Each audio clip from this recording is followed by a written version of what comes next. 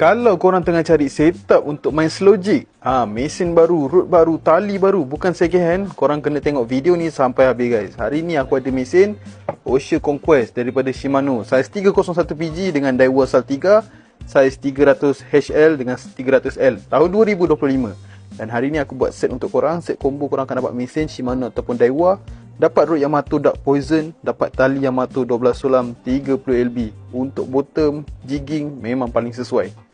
Jadi guys, yang korang boleh tengok dekat sini, aku dah siap-siap pair kan. Korang boleh tengok, memang lawa guys. Design simple tapi cantik. Yang penting dia punya action memang padu rod Yamato Dark Poison ni dan tali. Jadi kita akan review yang pertama dulu guys, Ocean Conquest 301PG. Yang ini kalau korang tengok mesin ni, ini daripada Japan dan kita ada bagi korang warranty guys. Warranty selama 1 tahun. Ini bukan macam korang beli kat Japan tu, beli tak ada warranty. Ini kalau korang beli ada warranty. Sama juga dengan Daiwa Saltiga ni. Jadi kalau korang beli, korang jangan risau kalau mesin problem, datang je kedai kita. Jadi untuk Ocean Conquest 301PG ni harga dia 2,300 guys. 2,300. Ini mesin baru bukan second hand. Dan untuk rod pula guys, rod yang korang dapat ni, rod Yamato Dark Poison. Rod ni kalau korang nak buat main bottom boleh, jigging pun boleh. Action dia depan lembut, belakang dia keras.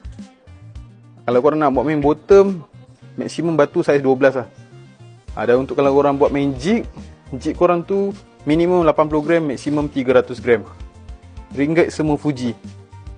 Dan yang paling best rod ni, kalau korang tengok, bahagian depan dia lembut kan, tapi bahagian belakang dia ni 30% sampai tengah ni dia ada extra carbon wrap. Buat tu extra carbon wrap. Jadi belakang dia memang sangat keras. Ikan bawah 20 kilo memang tak ada masalah untuk korang tarik pakai rod ni. Dan korang akan dapat sekali dengan tali Yamato 30LB sebanyak 300 meter. 30LB Yamato ni kalau korang tengok memang sangat lembut, potong air, potong angin dan licin lah. Kalau korang buat main jig, korang punya jig tu memang cepat turun kat dasar. 30LB ikan bawah 30 kilo memang tak ada masalah untuk korang tarik. Dan tali ni lembut lah, sensitivity dia memang sangat-sangat tinggi. Itu untuk Ocean Conquest 301PG. Kalau korang nak pakai Saltiga yang paling baru tahun 2025, harga dia pun sama juga, 2,300. Korang boleh pilih nah yang 300L ataupun 300HL. Dan korang akan dapat rod dengan sekali dengan tali.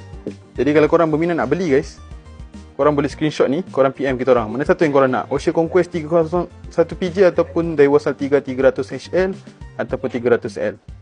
Barang tak banyak guys, korang kena PM cepat-cepat sementara stok masih ada. Jadi macam biasa, apa-apa korang PM je. Dengan satu butang je guys, aku dah boleh tahu dah tali Yamato ni okey ke tak okey. Ini mesin test tali. Kita tiap-tiap minggu test tali Yamato nak bagi korang